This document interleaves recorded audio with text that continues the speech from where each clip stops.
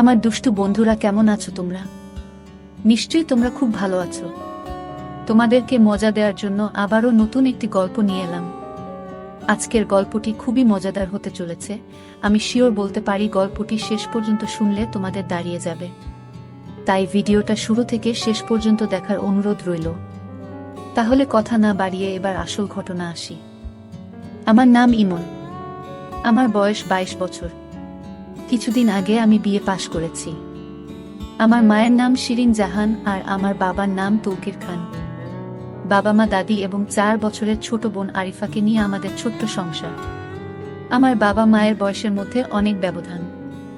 আমার বাবার বয়স 59 বছর আর আমার মায়ের বয়স মাত্র 36 বছর, কিন্তু আমাকে দেখলে কেউ বিশ্বাসই করবে না যে আমার মায়ের 22 বছরের একটা ছেলে আছে আর 4 বছরের একটা মেয়ে আছে। আমার মা দেখতে খুব সুন্দর, গায়ের রং ফর্সা, মায়ের মুখটা অনেক বেশি মায়াবী, পালতোলা নৌকার মতো মায়ের দুটি চোখ। মায়ের চেহারা যে কোনো পুরুষের মাথা খারাপ করে দিতে পারবে। আমার মা অনেক বেশি শিক্ষিত আর স্মার্ট। আমার মা এখনো ওয়েস্টার্ন পরে, যাতে করে মাকে খুব বেশি ইয়াং লাগে। আমি কোনো দিন আমার মাকে নিয়ে কোনো খারাপ চিন্তা করিনি, বরং আমি আমার মাকে অনেক বেশি ভয় পেতাম। একদিন সোমবার আমরা সবাই বাসায় যে যার মতো, হঠাৎ করে মায়ের কাছে একটা ফোন আসলো আর মা হাউমাউ করে কাঁদতে লাগলো। পরে জানতে পারলাম যে আমার বাবা একটা রোড অ্যাক্সিডেন্টে মারা গেছে। বাবার মৃত্যুতে আমরা সবাই ভেঙে পড়ি। বাবা মারা যাওয়ার 3-4 মাস পরে আমরা সবাই স্বাভাবিক হতে শুরু করলাম। কিন্তু সমস্যাটা হলো যে আমার বাবা মরার আগে সব সম্পত্তি আমার নামে লিখে দিয়েছিলেন। তারপর থেকেই আমার দাদির সমস্যা যে আমি যদি অন্য কাউকে বিয়ে করি তাহলে আমার মা ও আমার বোন অসহায় হয়ে যাবে। তাই আমার নানি ও দাদি মিলে একটা বুদ্ধি বের করলো। তারা একদিন আমাকে ডেকে বলল, দেখো, আমরা একটা সিদ্ধান্ত নিয়েছি যা তোমাদের মেনে নিতে হবে। আমি আর আমার মা চুপচাপ শুনছি। হঠাৎ করে নানি বলে উঠল, আমরা চাই শিরিন, তুই আবার বিয়ে কর। কারণ তুই এখনো অনেক বেশি জোয়ান, তোর জীবন পড়ে আছে। তোর মেয়ে এখনো অনেক ছোট আর তোর মেয়েরও বাবার দরকার আছে। মা চুপচাপ শুনছে। তারপর আবারও নানি বলে উঠল যে, দেখ শিরিন, আমরা অনেক ভেবে এই সিদ্ধান্ত নিয়েছি যে ইমনও এখন বড় হয়েছে। কিছুদিন পর ওকে বিয়ে দিতে হবে, তাই আমরা চাই তুই আর অন্য কাউকে বিয়ে না করে ইমনকে বিয়ে করো। মা বলল, তোমাদের মাথা ঠিক আছে? ইমন আমার ছেলে, ওকে আমি জন্ম দিয়েছি, ওর সাথে আমার বিয়ে কিভাবে হবে? এটা অনৈতিক আর পাপ। আমরা জানি যে এখানে কিছু সমাজের নিয়ম আছে, কিন্তু নিয়ম একটা সময় যে চেঞ্জ করতে হয়। মা তাই বলে নিজের ছেলেকে দিয়ে। তোমরা এটা ভাবতে পারো কিভাবে? আমি কোনোদিন এই পাপ কাজ করব না। তারপর নানি আর দাদি অনেক জোর করলো আর হুমকি দিল যে আমরা যদি এই সিদ্ধান্ত মেনে না নিই তাহলে তারা এই বাড়ি ছেড়ে চলে যাবে। মা হাউমাউ করে কান্না শুরু করলো। আমি চুপচাপ বসে আছি। আমার বলার মতো কোনো ভাষা নেই।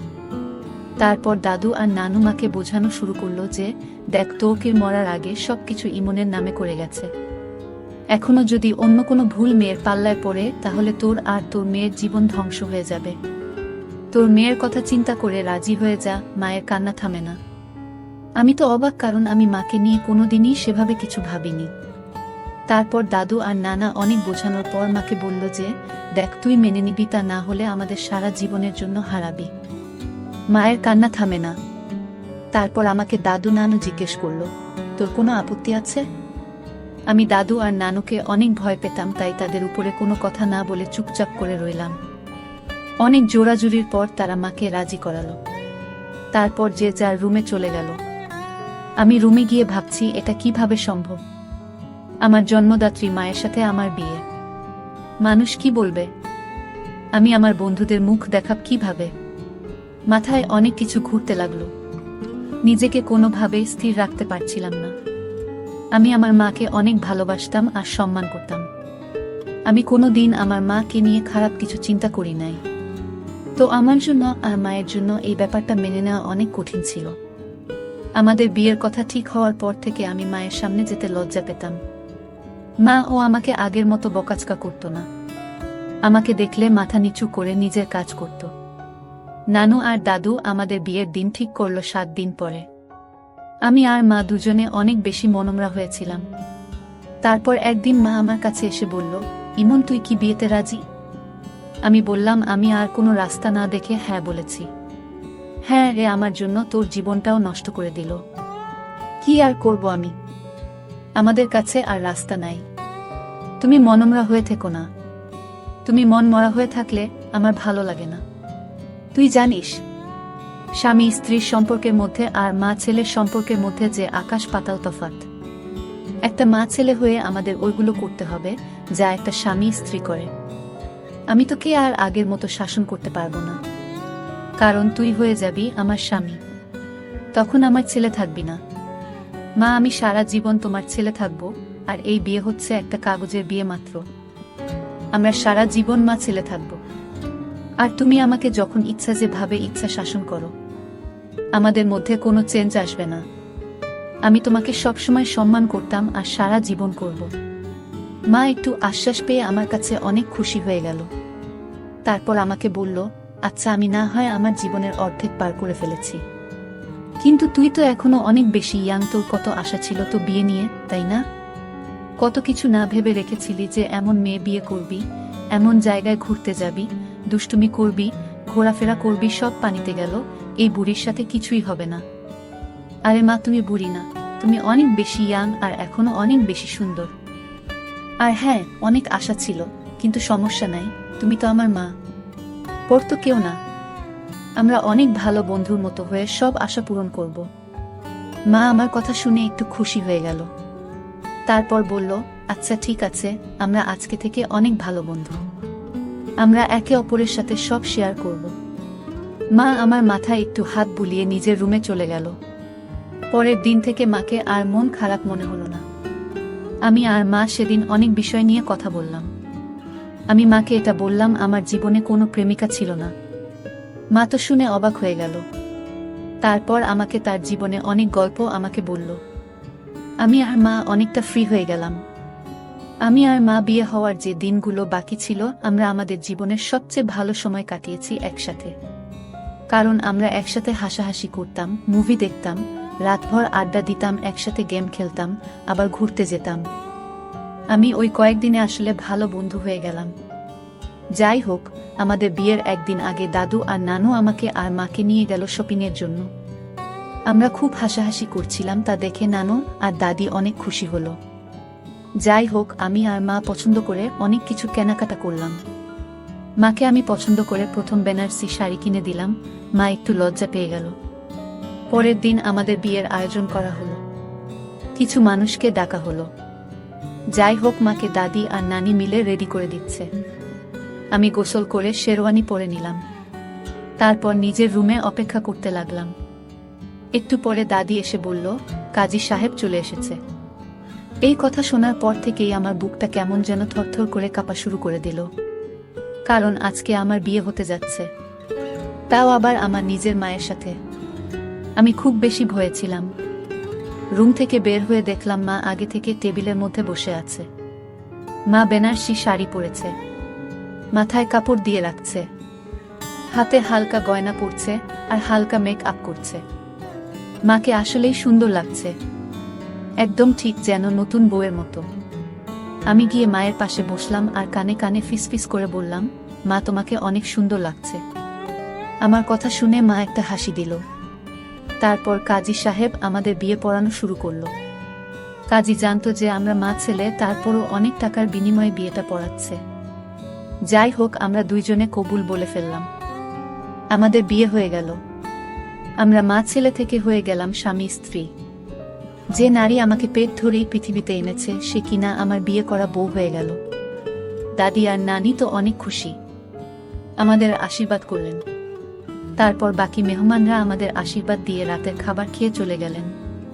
তারপর আমরা সবাই খাবার টেবিলে বসে খাচ্ছি। ওই সময় আমার বোন আমাকে বলল, ভাইয়া, আজকে কার বিয়ে হলো? তারপর দাদি আরিফাকে কোলে নিয়ে বলল, আরিফা, আজকে থেকে তুমি ওকে বাবা বলে ডাকবে। ও ছোট মানুষ মাথা নাড়িয়ে হ্যাঁ বলল। আমাদের খাওয়া দাওয়া শেষ করে আমাকে নিয়ে তার রুমে গেল। আমি আমার রুমের দিকে যেতে লাগলে দাদি আমাকে বলল, ইমন, আজকে থেকে তুমি নতুন জীবন শুরু করেছ। তোমার মা এখন তোমার বিয়ে করা স্ত্রী। ওর সব চাহিদা, ইচ্ছে, সুখ দুঃখ এখন থেকে তুমি দেখবে। ওকে এখন থেকে একজন আদর্শ স্বামীর মতো ভালোবাসবা। আমি দাদির কথা শুনে অনেক বেশি লজ্জা পেয়ে গেলাম। তারপরও শুধুমাত্র মাথা নাড়িয়ে বললাম, তারপর আমার রুমের দিকে যেতে লাগলাম। দাদি থামিয়ে বলল, আজকে থেকে তোমরা একসাথে ঘুমাবা। আমি তো আরো চমকে গেলাম। তারপর দাদু আমাকে নিয়ে মায়ের রুমে ঠেলে দিল। দেখলাম না তোমাকে কি যেন বোঝাচ্ছে। আমি যে দাঁড়িয়ে রইলাম। একটু পরে না দেখে বলল, আসেন জামাই সাহেব, আমি বের হয়ে যাচ্ছি। আমি এই কথা শুনে লজ্জায় লাল হয়ে গেলাম। এরপরে নানি রুম থেকে বের হয়ে গেল। আমি রুমের দিকে তাকিয়ে দেখি রুমটা অনেক সুন্দর মতো সাজানো। খাট ফুল দিয়ে অনেক সুন্দর করে সাজিয়েছে, কারণ তারা চায় আমি আমার মায়ের সাথে বাসর করি। যে আমার ভাবতেই কেমন যেন ঘৃণা লাগছে। আমি চুপচাপ দাঁড়িয়ে রইলাম। মা আমাকে দেখে বলল, আসো ইমন, দাঁড়িয়ে আছো কেন? আমি মায়ের কথা শুনে গিয়ে খাটের মধ্যে বসলাম। তারপর মাকে বললাম, দেখছো তারা কি করেছে, রুমের অবস্থা? তাদের মাথায় আসলেই ঝামেলা আছে। আরে বইল না, আমাকে যে কত কিছু বলল, কিভাবে কি করতে হবে। তারা আসলে ভাবছে যে আমরা মা ছেলে হয়ে গুলো করব। হ্যাঁ, যত সব ফালতু। যাক, বাদ দাও। এখন থেকে আমাদের এক রুমে ঘুমাতে হবে। তোমার কি কোনো সমস্যা হবে? না, সমস্যা হবে কেন? তুমি তো ছোটবেলায় আমার সাথে ঘুমাইতা, আর এখন তুমি থাকলে ভালোই হবে। ঘুম না আসলে আড্ডা দেয়া যাবে। যাক, তাহলে ভালো। তো আজকে কেমন লাগলো? সত্যি বলতে না, আমার অনেক ভালো লেগেছে। এত বছর পর মনে হচ্ছে আমি আবার কোণে হয়েছি, বউ রূপে সেজেছি। আমার কাছেই খুবই ভালো লেগেছে। তোমার কাছে কেমন লেগেছে? আমার মধ্যে অনেক ভয় কাজ করেছে যে আমাদের সম্পর্ক কিভাবে মিনিটের মধ্যে চেঞ্জ হয়ে গেল। আরে কই, আমরা তো আগে থেকেই ডিসিশন নিয়েছিলাম যে আমরা অনেক ভালো বন্ধু হয়ে থাকব। এইসব আজাইরা জিনিসগুলো নিয়ে মন খারাপ করব না। হ্যাঁ, ঠিক বলেছ। যাক, আমি অনেক বেশি ক্লান্ত।